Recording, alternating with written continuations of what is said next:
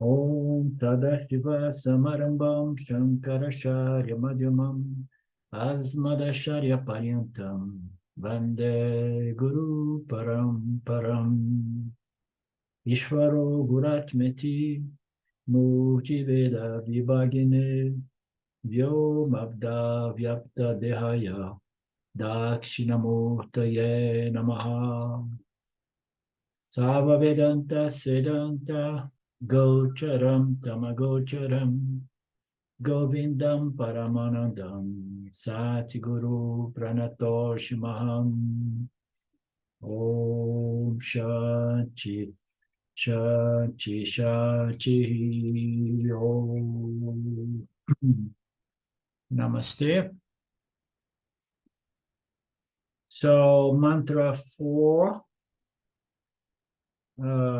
Can you hear a little music on the background? No, not good. It's my washer singing to tell me that the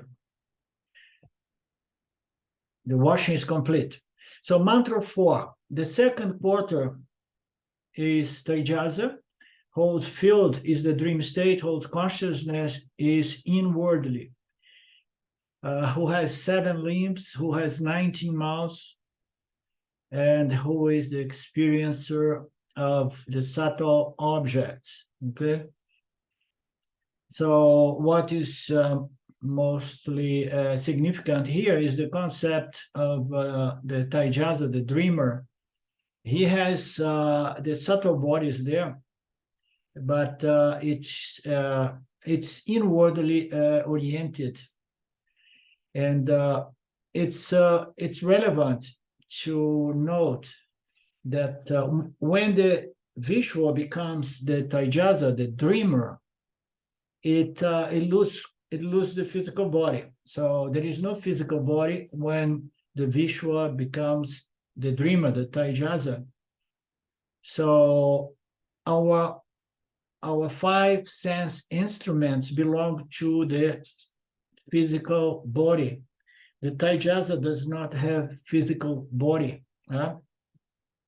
but yet they have sense organs, okay, which is behind, supporting. It is supporting the 5 physical instruments of experience, and the 5 instruments of action is supported by the subtle body. It's the organs of action, the organs of actions and reception that belong to the subtle body. So now the visual lost his physical body, lost his instruments of actions and instruments of reception, yet it is there with its organs, okay? And the organs does not have an outlet to move outwards. Why? Because the physical body with the physical instrument, the 10 physical instruments are not available. And then this subtle body has no other way but move inwardly, because as a waker, we are so fascinated by the outer world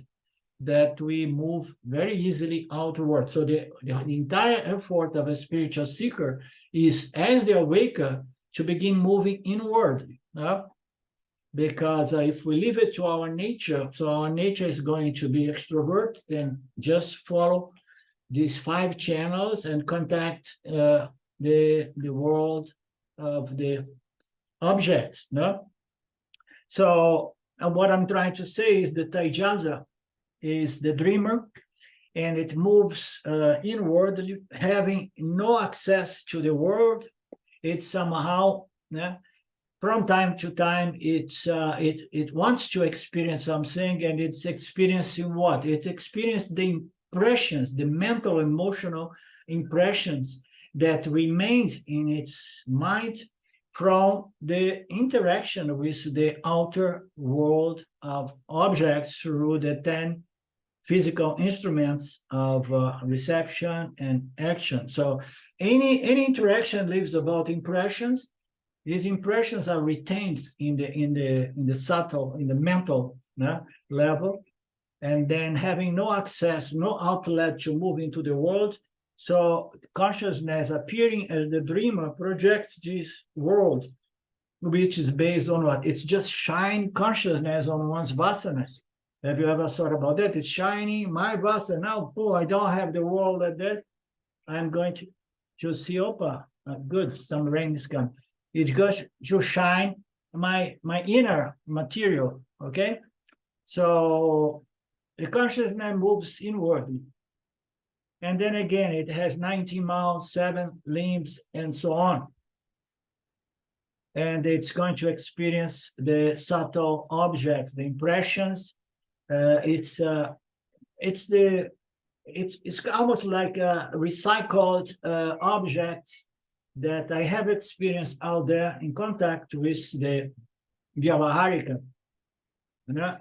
And now I kept it, and then I just project it so that I can have more experience, because I haven't had enough during the awakened state. And then in the middle of the night or whatever, I want to have more experience. So I experience whatsoever I can recycle. Huh?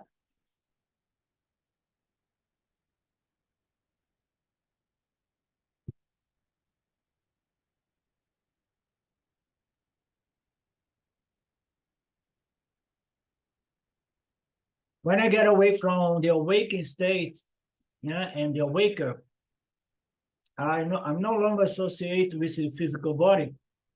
And therefore, the world, the physical world disappears from me. The entire awaker, anathema, disappears. When I enter into a dream, the consciousness, the observer, the true observer, I am associated with another body, and that is the subtle body. The subtle body is equally anathema. The physical body is anathema. The subtle is subtler energy, but it's still anathema. Yeah? Associate with the dreamer, anathema, dreamer's body, anathema body. I'm giving another name. Second quarter, I'm called the dreamer. I get a dream world, anathema body, and a anathema world. And in that circumstance, I'm called Staijaza. Yeah? And then I experienced what? I don't experience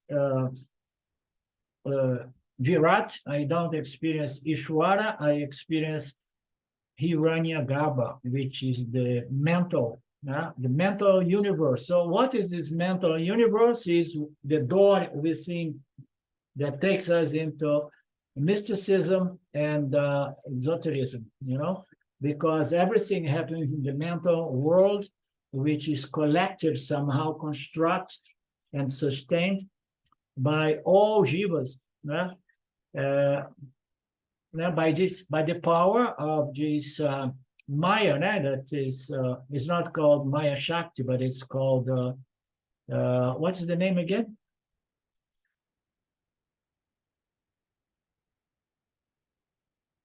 Nidarshat, right? The features of Tejaza. So one thing is the Tejaza. So we saw this entire deal of the 19 mouths. Yeah. So does the Tejaza have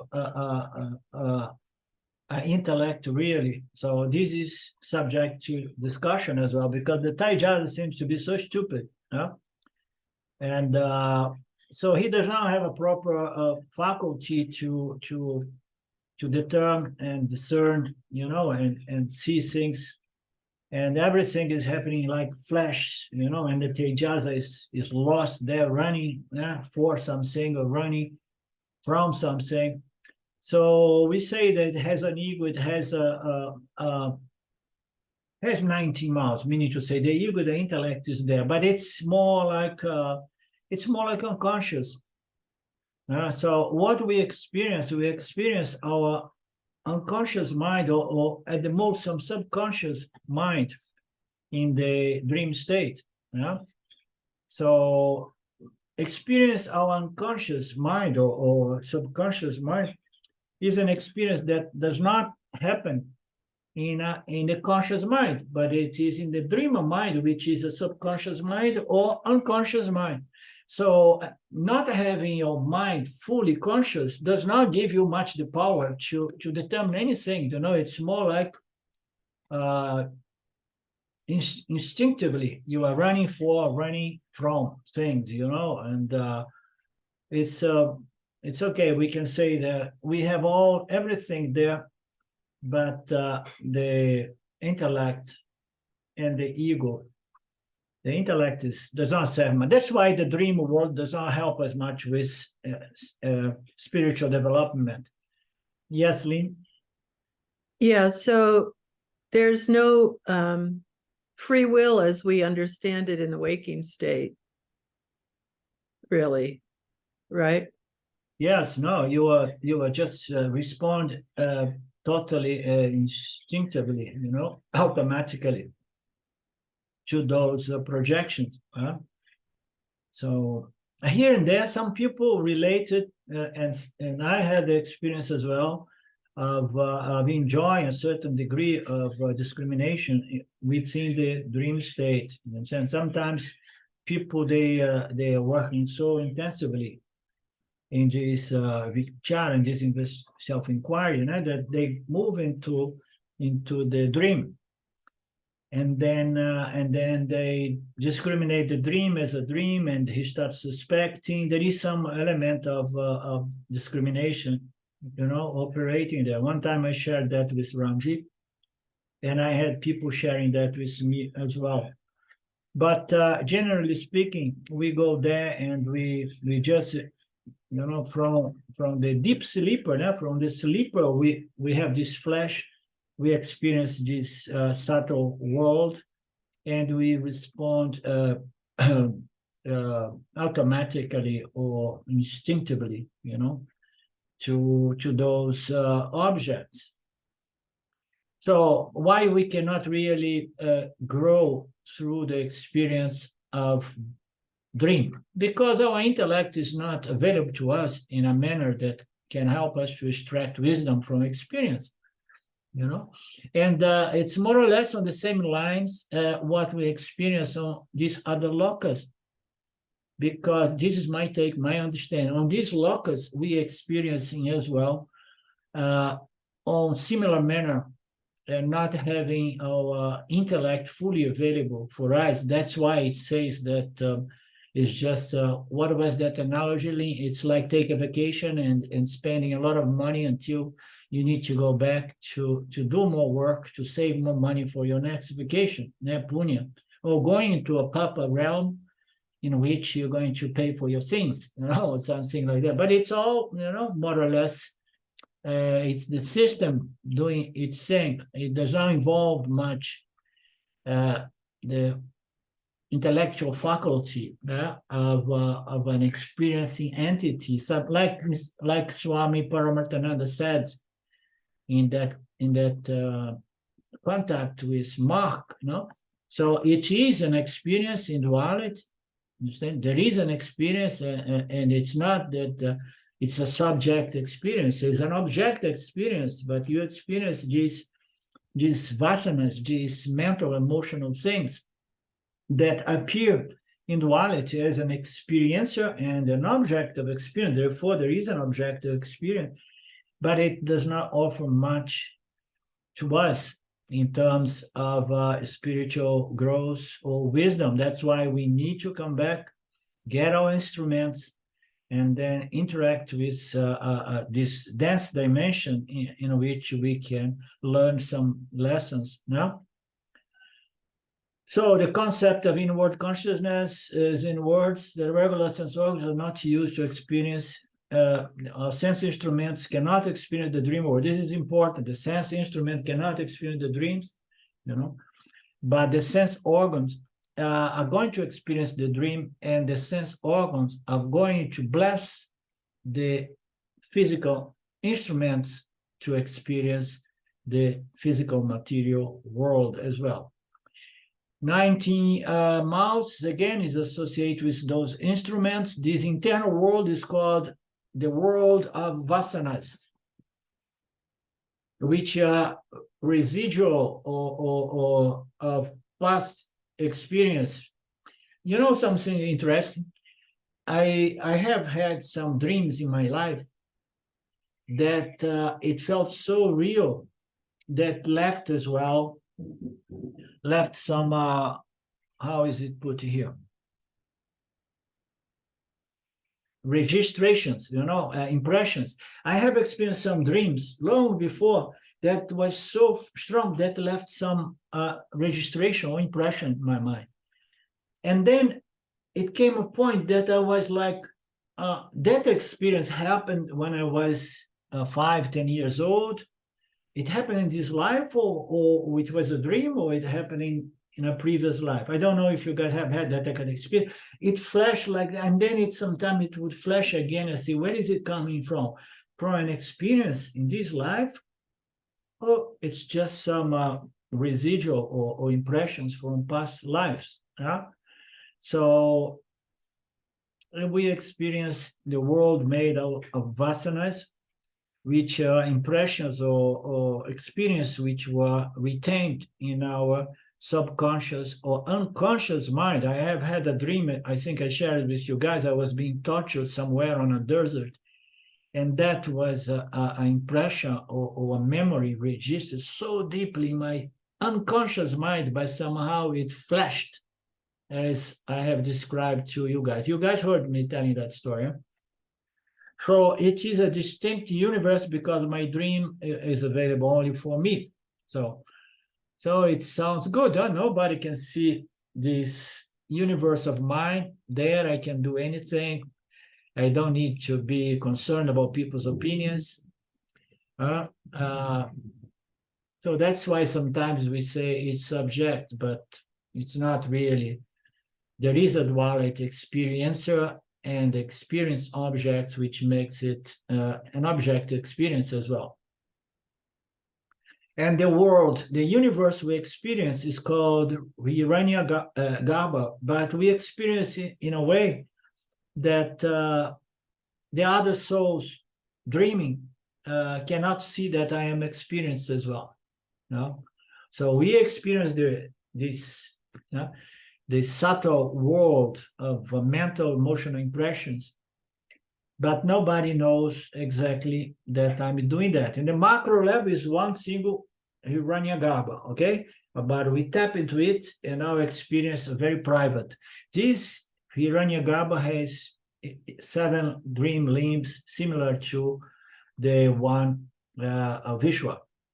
So therefore, I am Vishwa, Taijasa, and I'm experiencing Hiranyagarbha, depending upon the name and the form I'm associated with.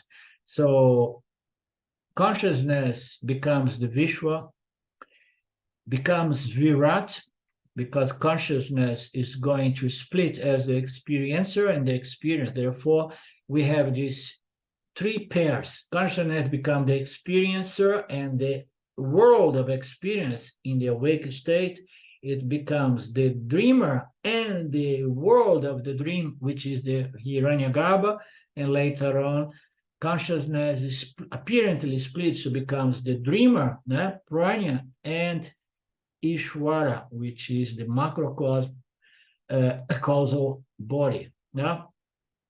So depending on the body I take, I associate with experience entity and the universe of experience.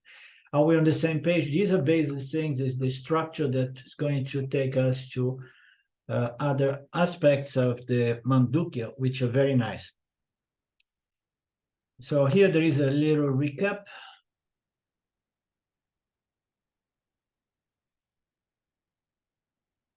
We saw in the verse 1, 2, 3 that the first 2 verses, that the first 2 mantras were about Ankara, Vichara, investigation on the nature of Ankara.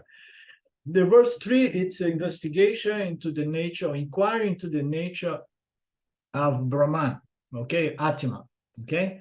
So, and then on the 4th, you will expect that he would go back to talk about Ankara. You say, no, this will leave for later. Let's go on into the Atma or Brahman Vichara, okay? So we are moving forward, investigate the nature of consciousness, but looking at consciousness apparently manifests in duality as experiencer and world object of experience, and the body by which that specific universe, respective universe, is experienced.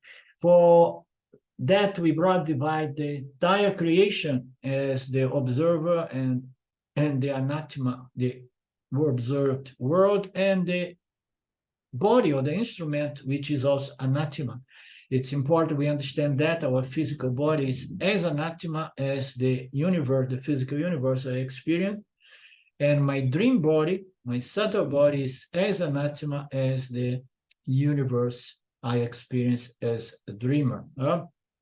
But all of that to take us into pure limitless consciousness, which is the true observer, the Atma. The whole of Vedantic education is for me to claim Atma, and as I learn to refer to Atma whenever I use the word I. Well,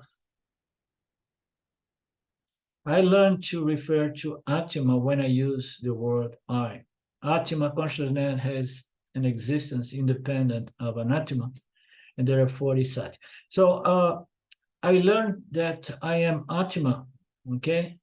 But that does not mean to say that every time I use the word I am consciously saying I consciousness. No, because in transaction, we use I as the body-mind complex interacting with the world, okay? But in the background, whenever needed, the I is easily, taken to be the Atma, the true I, the true self, okay? So this knowledge remains in the subconscious mind or in the unconscious mind, we could say. So it's always there, it's in the causal body, but it's not that we need to come to a point that every time I say I'm saying, no, I am talking to Felipe, I say, so I'm going to go to the bank and I mean to say my body mind, because Atma does not go to the bank, you understand? So if it's there as a seed, as potential, is latently is there because this knowledge has grown roots in the subconscious mind, on the causal body, on the unconscious mind, in a way that if you need it, and then it's there, easily accessible for you guys, Yanis.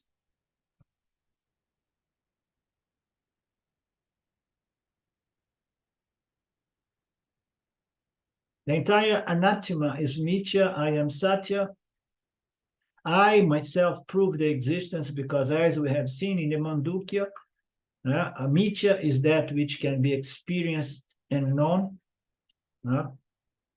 And I am the one who validates and proves the existence of the world. Without me, I, the true experience, the true knower, which is consciousness, there is no apparent universe.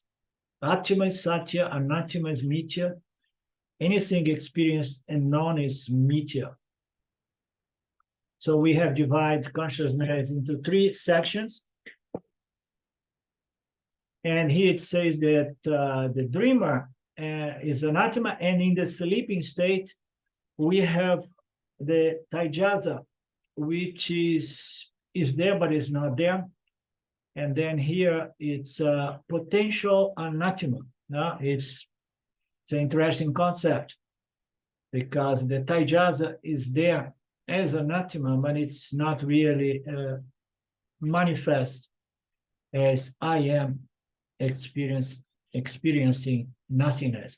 Atma is one and not divided. Okay, these divisions, these 3 pairs, these 3 divisions, they are just apparent.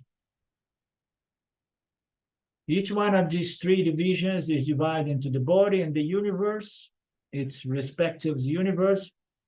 But Atma in truth is undivisible and it's non-localized.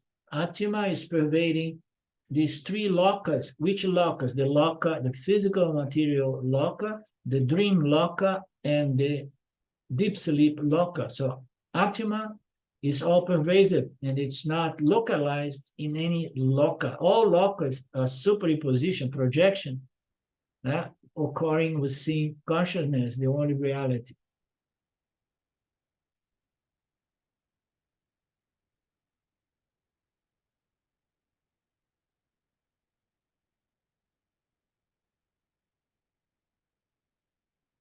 Okay, Atma associated with the world, with the Veka, is Vishwa, and then experience Virat.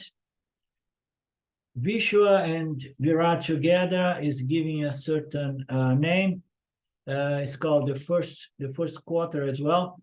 And then first, second quarter, and third quarter, we have already seen and established that there is no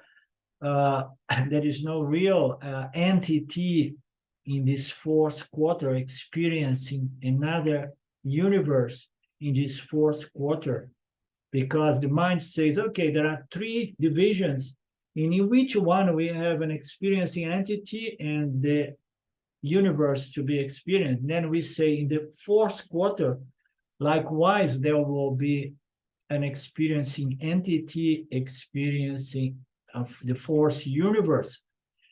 And then the people love it. Oh yeah, Turiya is the real deal. And then you're going to be experiencing some transcendental bliss 24/7. But it's not that, as we have already been introduced to.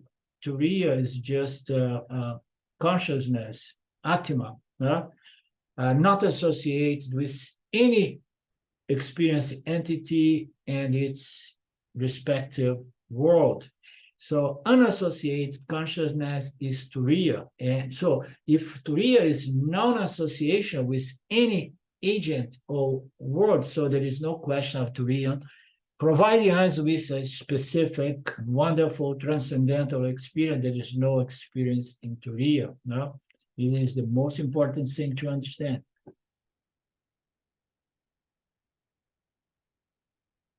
So we should remember this structure of the Mandukya, every single point, so that we can grow with it and develop the total picture of the Mandukya in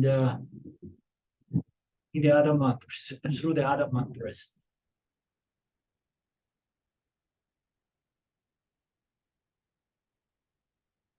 So the verse 5, the sleep state is that where one is self-ignorant.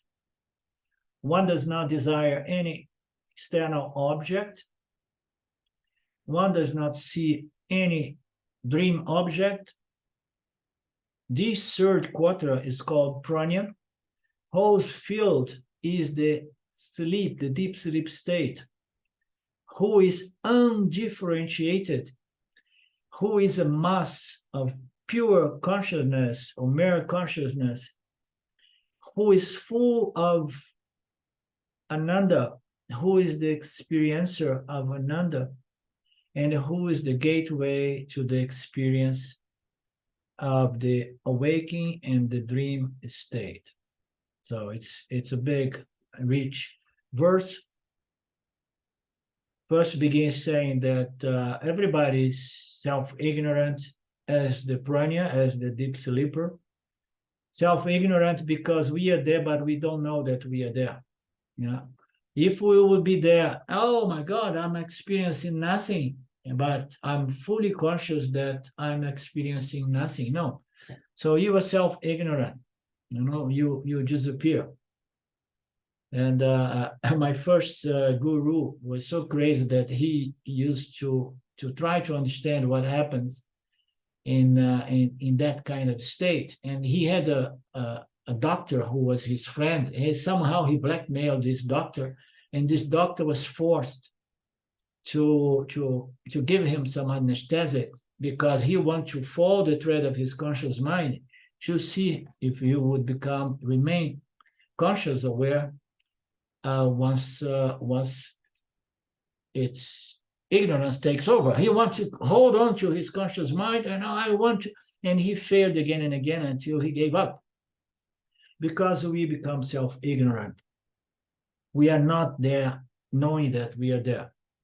In retrospective, there is a sense that I enjoyed something, and I cannot enjoy something unless I have experienced something joyful. No? So, but I was not really conscious that I was experiencing a sort of undifferentiated, non-dual sense of completion, of fullness. And this is very, very significant in this verse. This third quarter is Prajña, and the field of experience is the sleep state, okay? The causal universe. Potential, yes, but potential remains empty, nothing, until there is some energy to project the dream state or jump right back into the awakened state. So, but in that deep sleep, there is a mass of undifferentiated consciousness, okay? So what is this mass of undifferentiated consciousness? No? It's Ishvara. It's the macrocosm causal body. Is the closest manifestation of what our true nature is in Atma, in Brahman as Brahman, okay? Because in that state is we experience the first, let's say, ritual modification in consciousness, in which there is an experience of oneness, an experience of non-duality, an experience of completion, wholeness, fullness. Why? Because we are subconsciously or unconsciously experience something that has no divisions. And what is the most fundamental division? Experiencer and experienced. So there is no division.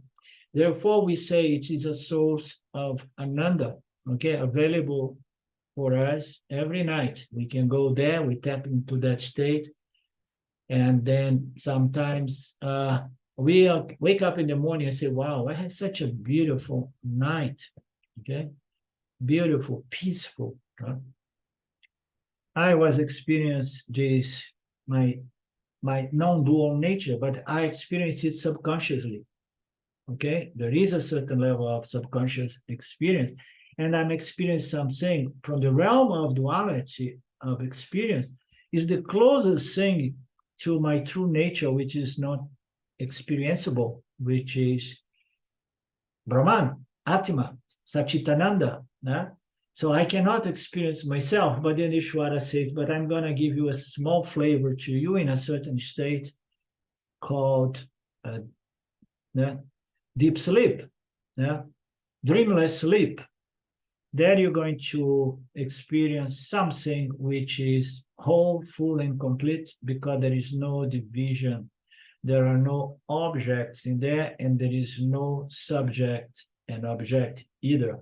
It's an indifferentiated mass of consciousness manifest as Ishvara, the macrocosm causal body, with potential for all namarupas of the universe, but yet there, with nothing fully manifest. So this experience said an experience full of ananda. It is full of wholeness, full oneness, completion, because there is no division. We have to realize that the awakened state in the dream state, the moment that we have this vision, experiencer and experience, we're in trouble. We're in trouble because we are going to be subject to those energies of desire and aversion, which creates mental disturbance, okay? So why do we enjoy so much the deep sleep? Because we experience no division. There is no I, the experience something, because when there is this division, I cannot control and experience only something that I love, No, experience brings both extremes, experience of pleasures and pains, likes and dislikes. Therefore, we experience ananda. It's the source of ananda. we experience our true nature manifest as Ishvara, which is the macrocosm causal body, without the division experiencer and experience. Therefore, it's called Prajña, which is experiencing ananda. Ananda is a experience, in this case, in the deep sleep, is the Prajña experience. It's oneness, non-dual nature, without any division. I am experiencing something here, okay? It's only retrospective that we can, as a visual, say, I was experiencing something there, and it was very, very peaceful and joyful. So therefore, we say, we are the experiencer of ananda. The Prajña is an experience of fullness, oneness, no division. And then it says, and this experiencer experiencing ananda is the gateway to the experience of the awakening and the dream state. So now, no wonder the yogis, they want to hold their Nirvikalpa Samadhi and stay there at the cost of even giving up their lives. No, I don't care for living any life. No, I just want to produce this self-induced deep sleep in which I experience something as close to my non-dual nature, this ananda in which there is no experiencer and experience. So we cannot blame them. No, I mean, thanks God, Lin did not come with this vasana, because it's a dangerous vasana, because you may be stuck with the self-induced experience of ananda, of no division, which does not liberate the yogi. Why? Because every time he comes out of that state, Nirvikalpa Samadhi, he feels incomplete. So Vedanta comes to say there is another solution, which is the real only solution, which is by the means of knowledge, that because you need to be properly resolved in spite of the other two states, and that is only possible by jnana, because we don't have any control. Ishvara is going to keep pushing the yogi through these other two states as well. Is going to turn the yogi into the awaker for a while and then into a dreamer. But there are many stories saying that some yogis, they can remain, such as Ramana Maharaj, for days, months, and years in Nirvikalpa Samadhi, requiring not even food and water, some say, I don't know.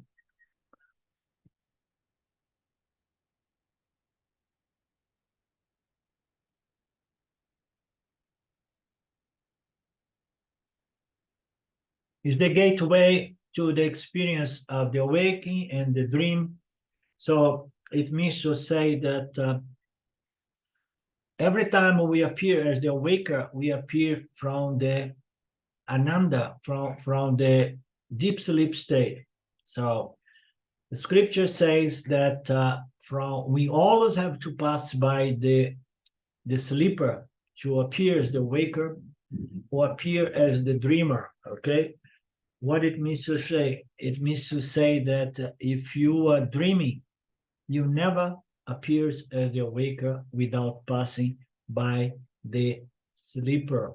Some passage of the teachings of Swami Paramarthananda, he makes it very clear. We always pass by the deep sleeper, the dreamless sleeper, to become, because it is the latent seed from which we become the dreamer and the awaker. So we are talking about the causal body that calls the dreamer and the dream world, which calls the awaker and the physical material world. Okay, so it's all coming from the causal body. It comes from that no division, and then appears two levels of divisions.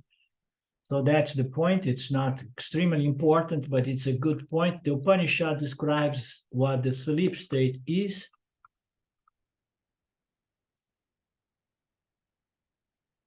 I experience in the awake state the world and the sense organs. In the dream state, I experience the internal world without sense instruments. Let's talk about instruments to make it a clear distinction. In the awakened state, I experience the external world with the sense organs and the sense instruments. In the dream, I experience my internal world with my sense organs, but without my sense instruments. First, it is said that the word sleep refers to a sleep state without dreams, meaning to say a dreamless sleep, okay? Deep sleep, it's better put into deep sleep or dreamless sleep. There is no external internal world. This is a state in which a person is asleep and in which there is no external world, objects, likes and dislikes. This is to show that it is different from the awakening state. So awakened dream, you have the division, experiencer and experience, and then unavoidably there will be likes and dislikes operating, and we don't experience a great peace when we are subject to our ragas and dveshas.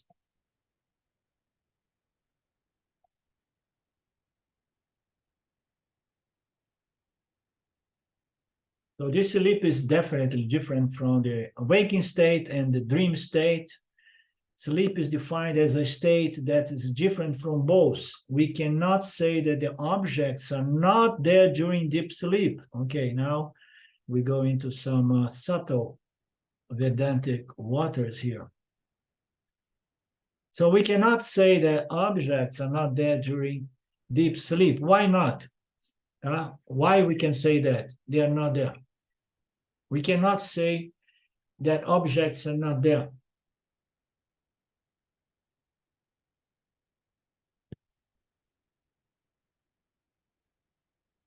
So we cannot say that they are not there because they are there latently. They are there potentially. Okay, they are there, but they are suppressed. All right? They are suppressed. There is no conscious mind. There is not enough sattva guna.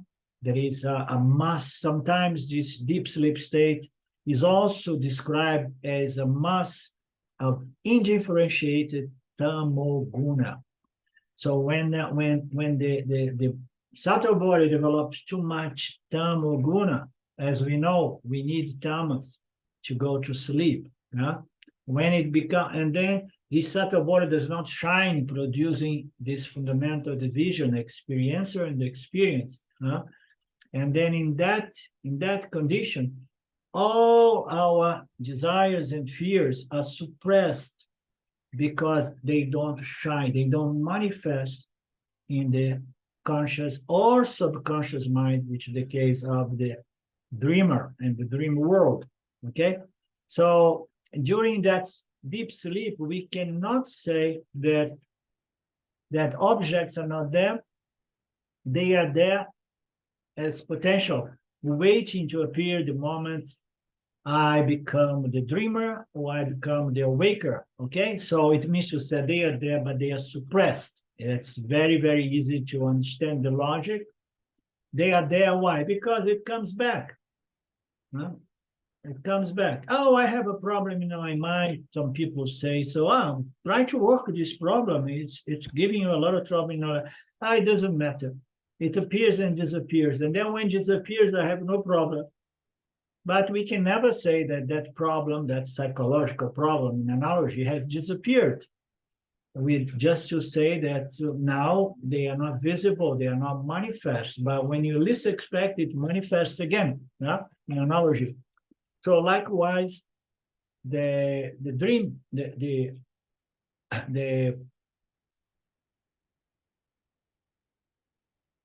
Vishwara world of objects, which is no namarupas, no division, no objects in deep sleep. We cannot say that the objects are not there. The subtle and the physical objects, they are there, but they are there in potential, they are suppressed. waiting to appear the moment that the deep sleeper, the dreamless sleeper, becomes the dreamer or the awaker. Therefore, Atma associated with this deep sleep is called the third quarter, in which all dualities and pluralities have merged into one undifferentiated potential form. How beautiful, huh? Everything has merged into this undifferentiated potential namarupas. Infinite numbers of namarupas are suppressed, okay? Yes, Lynn, you're going to say something? Does that imply that the vasanas are not distinct in their potential? So that, I sometimes think about this state as having a bunch of unmanifest but distinct vasanas swimming around. But here it says totally undifferentiated. Yeah. So the vasanas manifest anew. It's incredible. Undifferentiated vas. Yeah. So Do you know what I'm worried? Let me see if I understood your point. It's a good point. The third quarter means to say the dreamer, the deep sleeper experiencing no objects, okay? And then sometimes we say no object by itself is an experience, because the experiencer is always there. In this case, we can say it's there as the prajna jiva, or it is there as consciousness. That is, in our scripture, sometimes it refers to the experience is consciousness. Sometimes it says is the subconscious prajna jiva, okay? Yeah. So, but we experience what? The absence of duality, experiencer and objects of experience, because I'm not even experiencing myself consciously. And duality and pluralities of namarupas. Everything disappears. Why? This entire world has merged in one undifferentiated potential causal universe. Everything is there, but it's invisible. It's unmanifest. Okay, the causal body is the unmanifest universe. Everything is there as potential, okay? But it's not manifest. Some people, because there are some passage here and there, I heard that from Ramji in the past, that saying like, your vasanas are not really your vasanas, okay? So whatsoever content is there in your causal body, it belongs to this macrocosm causal body. It's not really Belongs to Ishvara. yeah. It's Ishvara. Yeah. Okay. Yeah. So it is undifferentiated. Yeah? Everything is there. It's not manifest, but it manifests. When it manifests as my vasanas to the extent that I identify with vasanas as mine, which everybody does. Oh my God, all the tendencies came back. Oh, I don't like it. I don't want it. I'm tired of those. And then we would say, no, your vasanas are yours because you own it. Huh? So It's crazy how Ishvara can keep it all in our minds. We think every day we wake up and we're the same person. But how do we know? I mean, it's a new awareness every day with a backstory that comes to us, and we think we've had that backstory before, but how do we know, really? That is another angle of inquiry, very profound. So how do we know? It's all you have is just some impressions, memories, that is, oh, I did this and this and this, and now this is mine. Yeah. So, but I am consciousness, I'm a karta. So it all depends on what you stand as I. And if you like, you were talking about your dreams that, so if they're all Ishvara's vasanas and there's a little leakage, then you can have a dream with a vasana that you don't recognize as your own. like I had a similar experience when I was about the same age as your experiences, in which I was a proletariat or a bourgeois living in Russia and the whole Russian Revolution. And it was very, very distinct to me with detail and all that stuff, you know, like St. Petersburg, you know, the whole thing. And I was like 8 or 9 years old. I didn't know anything about that. Yeah. But it was so strong. So it could be that Ishwara soup of vasanas, a little leakage, maybe. Well, we can say, life. yeah, we can say that it linked to you, but it was not yours. But I tend to see that this is a very absolutely intelligent design. If I tap into some experience like that, it must be associated to my soul. You know, it must be there in my mind to bring about that experience. And vasana may and possibly is related to the journey of my soul, and somehow it needs to come to the surface again, you know, and sometimes again and again, you know. Yeah. I tend to see in that way rather than accidentally a vasana which is not related to the journey of my soul, you know, being available for me, because there are no accidents in this perfectly supreme intelligence design. This No accidents, but a beautiful mystery. yeah, mystery remains. How can Ishwara, this apparent Ishwara, sustain this apparent universe in such a apparent intelligence? Now, intelligence is there. It's supreme knowledge and intelligence. It belongs to this nature, universe, meteor reality.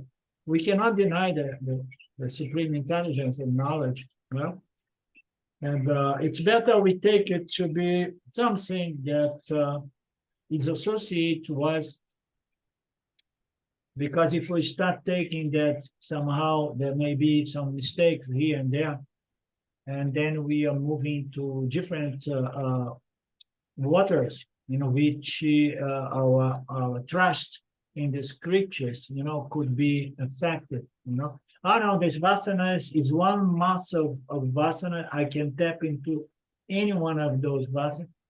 So I don't see it that way, and the scripture do not present it that way.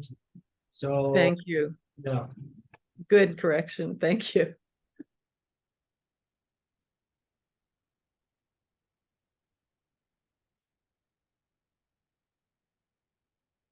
Okay, let's see what Swami says here. Atma associated with deep sleep state is called the third quarter. All dualities and pluralities have merged into this undifferentiated potential form. Not only are the objects resolved into one undifferentiated, undivided mass, okay? Their knowledge is also resolved into one undifferentiated form. So it's saying that not only the universe of objects it's merged into undifferentiated kind of form, quote unquote, the knowledge in respect to that is also resolved in the same undifferentiated form, meaning to say there is no knower and there is no non-universe. In the awakened state, for example, two objects like clip and watch are present, and the knowledge associated with each one of these objects are also present here. So there is the knower and the known. Many different objects and the corresponding different cognitions are present in the awakened state and in the dream state. In sleep, the objects and the corresponding distinct knowledge are resolved into this mass of emptiness or nothingness or no duality, undifferentiated mass. I mean, we always careful to use this word emptiness or nothingness, but there is an absence of objects and the absence of the knower objects but we don't like to present it as nothingness or emptiness, because there is a fullness of consciousness there, which is always present, okay? Experiencing this undifferentiated mass of something which is not divided.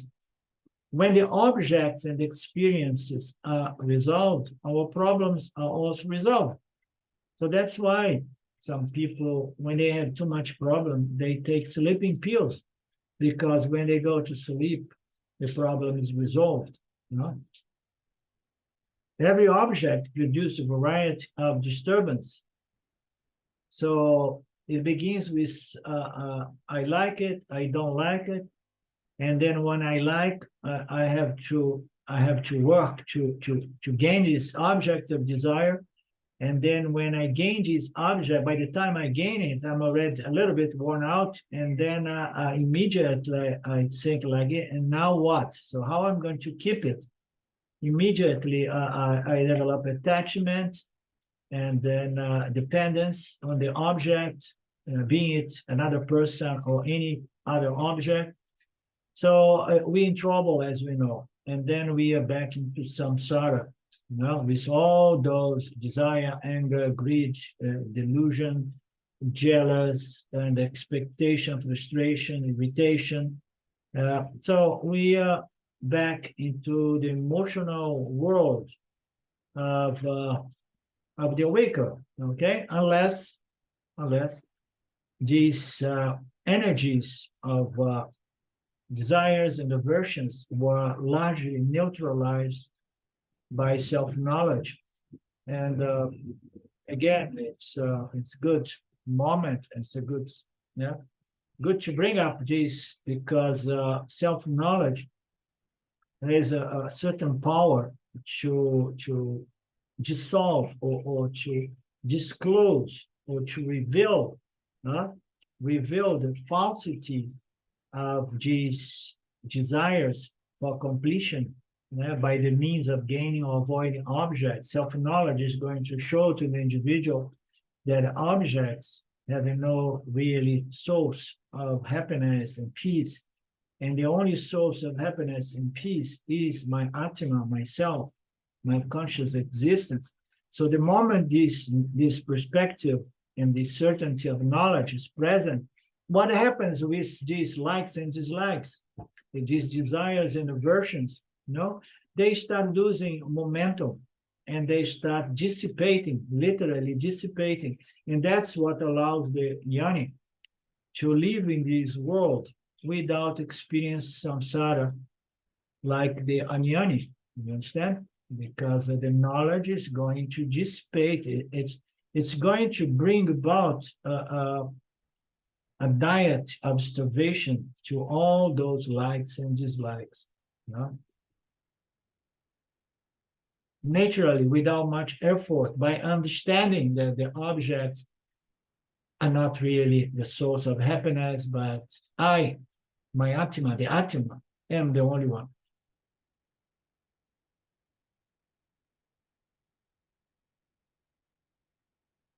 When the objects and the experience are all resolved, our problems are also resolved, thanks to you. Every object produces a variety of disturbance. These are products of objects and their knowledge present in the dual world. So what is the byproduct of the experiencer, this duality? I, the experiencer, I'm experiencing the world of objects, and I'm suffering the sickness of samsara. What is this? This is the natural outcome of this belief that reality is duality, and I am the experiencing entity, experiencing objects that are designed to bring me back my completion, my fullness, and my happiness, okay, through the gain of my object.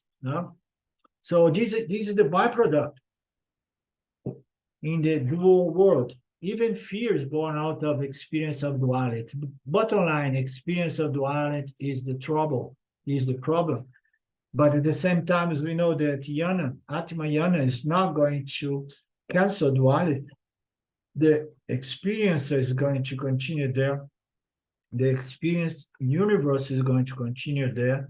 The ahamkara, the experienced entity is going to be purified and subject to wisdom that neutralize the sense that I am the doer and the experience, and all of that is resolved with yana. So there will be no desire, no fear. Once we understand that duality is a superimposition within myself, and I am whole, full, and complete, I embrace, without arms or without any effort, all pair of opposites. The entire world of duality is just a projection within me, and therefore, being the only reality, I am ananda. I am whole, full, and complete. Therefore, the unmanifest state of dreamless sleep or deep sleep is called ananda maya. It's saturated with ananda, and the sleeper experience the ananda as well. We love sleep because we love happiness, we love peace. Who does not love peace and satisfaction? We love ananda. We would like to sleep a little more every day, especially if we don't have this knowledge properly established, this self-knowledge. We love to sleep because we experience our nature as non-division, Advaita.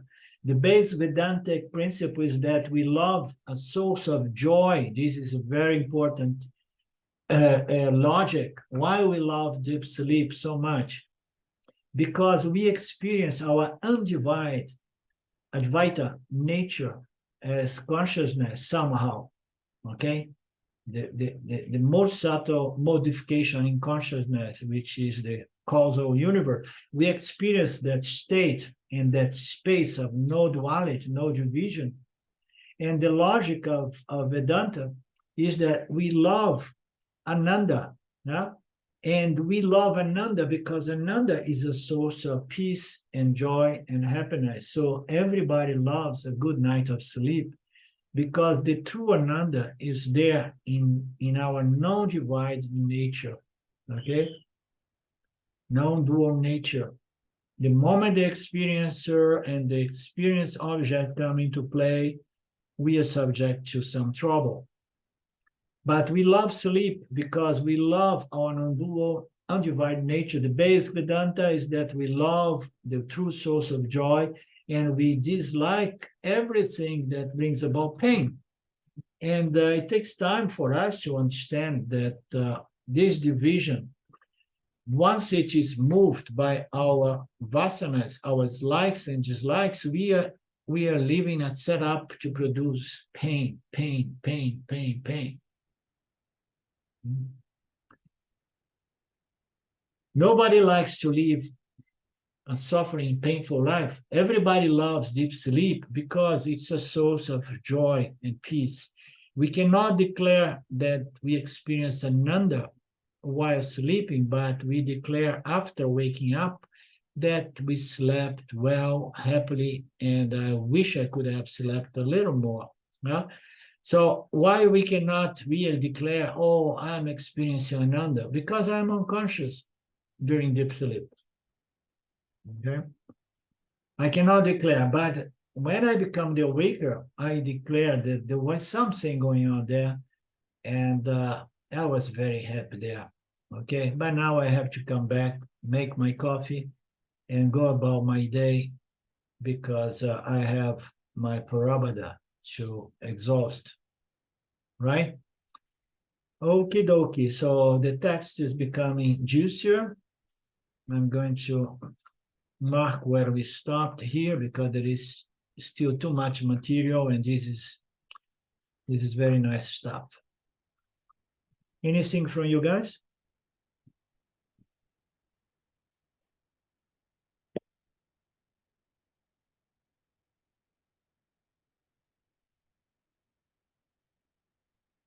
So very soon we're gonna have the insertion of the Karikas. Okay. Now from mantra 6, he's going to start bring the Karikas to better illustrate and expand those mantras. The mantras are very few, so the Karikas are many. That's why this text is so beautiful.